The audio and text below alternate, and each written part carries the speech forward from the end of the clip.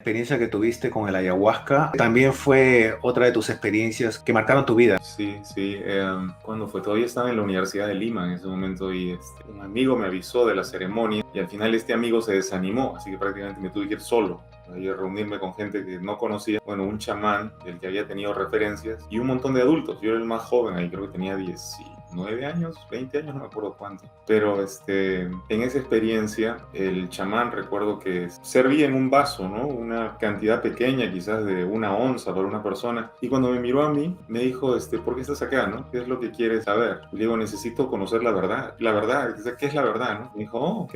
Entonces agarró y me sirvió el vaso lleno. O sea, me dio un vaso, creo, de más de 8 onzas. Ahora que yo lo observo, o sea, lo he visto en otros chamanes, los chamanes regularmente te dan 1 onza o menos, hasta media onza. Y este tipo me lanzó un vaso lleno O sea, quería que tuvieras una experiencia profunda. y yo me lo tomé todo. O sea, era como si fuera un jugo de madera, el sabor desagradable, asqueroso. Y luego, años después, leyendo acerca del tema de la ayahuasca, 1 onza de LSD, por ejemplo, vertido en el agua potable de una ciudad, pudiera afectar a 300.000 personas. Del principio activo, del LSD, ¿no? El ácido lisérgico. Bueno, el principio activo de la ayahuasca es 4 veces más poderoso que el LSD, como planta visionaria, como esto, ¿no? Y a mí no me dieron 1 onza, me dieron más de 8 onzas. Entonces, imagínate el vuelo que me aventé. Cuando regresé, yo no creía que hubiera regresado. O sea, yo pensaba que seguía en el vuelo, que seguía viajando. No podía creer que estuviera de regreso en esta realidad, porque había visto tantas realidades y tantas cosas que era como que esta debe ser parte de una de las franjas de realidad que he visitado. Y yo sentí que había hecho varias vidas en ese viaje. Viví una vida como un hombre solitario que murió solo y viejo y encerrado en un cuarto. Viví otra vida como un homosexual, toda mi vida escondiendo mi sexualidad, viviéndola marginadamente.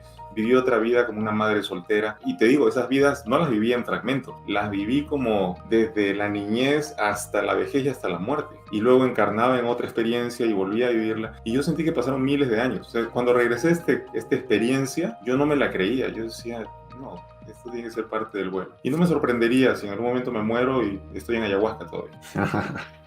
Es como que la continuidad, ¿no? Todo Sí. sigue. La ayahuasca es una experiencia bien personal. ¿Tú has conversado con otras personas que hayan vivido cosas similares o todas las experiencias son diferentes? Hay de todo. O sea, he visto personas que me dicen, yo la tomé, no vi absolutamente nada, pero lo que sentí me transformó. Hay personas que me dicen, yo me senté ahí con la gente que estaba tomando, yo no tomé nada y entré en la visión, sin tomar nada. Una amiga que estaba embarazada en ese momento, por eso no le dieron, y ella igual entró en la visión. En otra experiencia, mi amigo Mario, él toma y se ve como un delfín y está nadando con los delfines en el océano, y hace toda una experiencia de ir a las profundidades. O sea, es como que cada persona hace el viaje que necesita, creo yo. Pero es un vínculo profundo con la naturaleza, ¿no? Sentirte parte de todas las especies, de la vida, ser uno con la vida, eso es lo que te hace.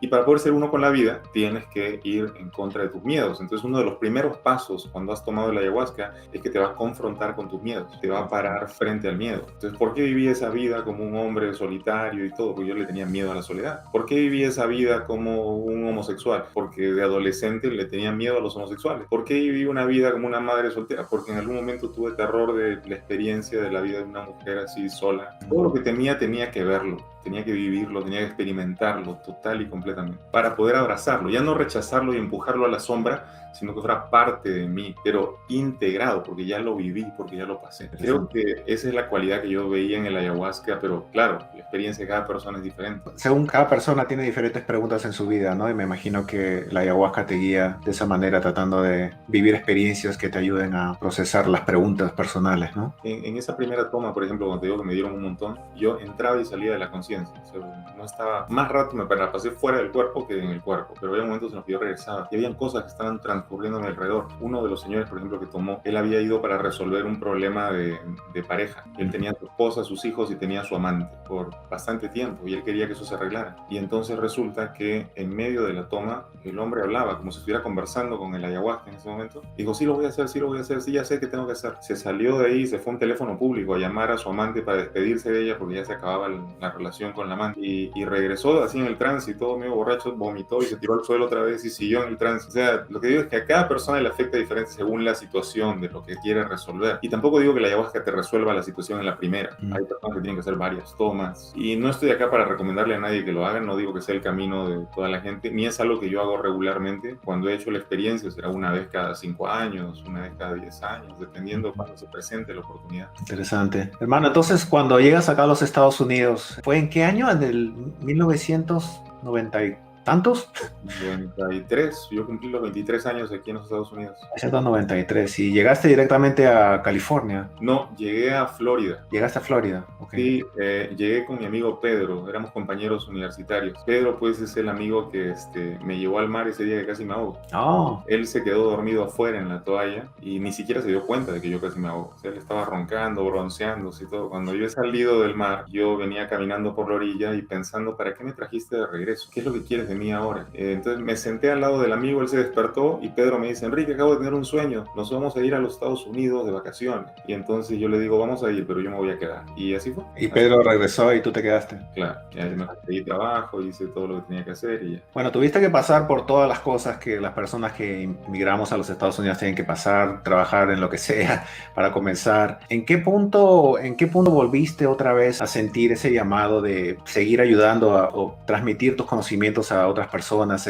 Yo sé que en Perú estuviste en este grupo de contacto extraterrestre llamado Rama. Cuando viniste acá a los Estados Unidos también los contactaste a ellos y creo que por ahí fue que empezaste de nuevo con esto. Sí, de alguna manera la experiencia de contacto me enrumbó otra vez hacia la búsqueda. Pero yo estaba consciente de que tenía que hacer una experiencia bien humana, o sea, bien de tierra. Cuando llegué a los Estados Unidos, abandoné no solamente la casa de nuestros padres y la familiaridad, ¿no? De estar con ustedes o con los amigos, no, toda una forma de vida tenía que quedarse atrás y yo tenía que conocer otro estilo, ¿no? De existir. Entonces tenía que ser un trabajador, ya no era un estudiante. Tenía que a veces hacer 2, 3 turnos, movilizarme en bicicleta por la ciudad por donde vivía, tomar el autobús, juntar para comprarme automóvil, o sea, tenía que hacer todo lo que tenía que hacer, aprender otro idioma, todo eso era parte de aprender a ser humano en los términos en los que yo tenía que experimentarlo. Antes de la experiencia de ahogarme, a los 20 años, ocurrió algo que me hizo entrar como una especie de expansión de la conciencia, y eso me liberó todavía un poco más del miedo a nivel psicológico. Esa experiencia como que me marcó al punto de que yo sentí que yo no podía permanecer realmente ahí. Algo iba a pasar que me iba a llevar a otro lado. Quedarme ahí era como retener mi potencial o tratar de contener mi potencial. Entonces, en esa experiencia yo no estaba limitado por un cuerpo. En esa experiencia yo sentía como si tuviera facultades psíquicas despiertas. Eran como 4 días consecutivos de estar con una mente distinta. Pero lo que me quedó clarísimo es que yo no tenía la experiencia humana como para comunicar lo que se había vivido y lo importante que era. Entonces yo tenía que vivir en los términos más humanos posibles y me faltaba experiencia humana. En Perú ni siquiera había tenido novia formal, una novia de 1 mes y desaparecía. En Perú, por ejemplo, nunca tuve intimidad. En Perú era un estudiante, era un chico de familia y era solamente eso, pero tenía que experimentar la vida. Entonces venir a los Estados Unidos fue tirarme contra las paredes, fue caerme de aquí y de allá, fue meterme en líos, fue complicarme la vida, sí. Fue complicarla, pero había una voluntad de pasar por las complicaciones para crecer. Sí pasé muchos años así. Fue hasta ¿qué sería? Pues el año 95 que recuperé el contacto con la gente del grupo de meditación en la ciudad de San José. Pero tampoco me quedé con ellos. Me mudé aquí a Los Ángeles y eventualmente hasta el 2001 fue que sentí como que ya tenía que empezar como una actividad pública, como que empezar a dar instrucción a grupos. Uh-huh. Entonces ha pasado tiempo, ha pasado vida y experiencia humana para poder comunicarle esto a los humanos, porque si no fuera así de humano, pues no podría llegar a la gente tampoco. Claro, tu propia experiencia te ayuda después a proyectarla en las demás personas. Claro, y cuando digo experiencia digo toda clase de experiencias, o sea, sí. Estar en un vínculo de pareja, divorciarte, ser despedido de un trabajo, hacer tu propio negocio, fracasar, absolutamente todo lo que significa, ¿no? Pasar por esta vida como humano. ¿Y en qué momento es que tú decides empezar en YouTube a crear tus videos? Porque ya habías tenido experiencia previa en televisión, en radio. No sé si fue paralelamente que empiezas con lo de YouTube o primero empezaste con lo de televisión y radio y después entraste a YouTube. Claro, ¿cuándo ha sido? Ya coqueteaba con YouTube en los 90s. Me acuerdo que a fines de los 90s hice un par de videos, uno de ellos incluso en Shasta. Me subía lo más alto que pude en Shasta y me acuerdo que empecé a deshacer nubes y lo filmé. Sí, recuerdo ese video. Y deshice la nube y después vean esa hora y empecé a deshacer. Y ese fue, creo, el primer video que subí a YouTube. Y lo hice un poco como juego, ¿no? Pero vi que empezó a acumular views. Y luego, cuando Siddhartha ya había nacido, mi hijo, empecé a filmar con él también algunos videos que subimos también a YouTube. En paralelo, yo ya estaba con el tema de la hipnoterapia. Entonces, como la hipnoterapia no era tan conocida en el campo de la psicoterapia, y yo quería como darle otra presencia, otra imagen, entonces empecé a buscar entrevistas en radio y en televisión. Y el tema suena interesante. Entonces, hipnoterapia, hipnosis, entonces, pero yo quería presentarlo de otra manera, ¿no?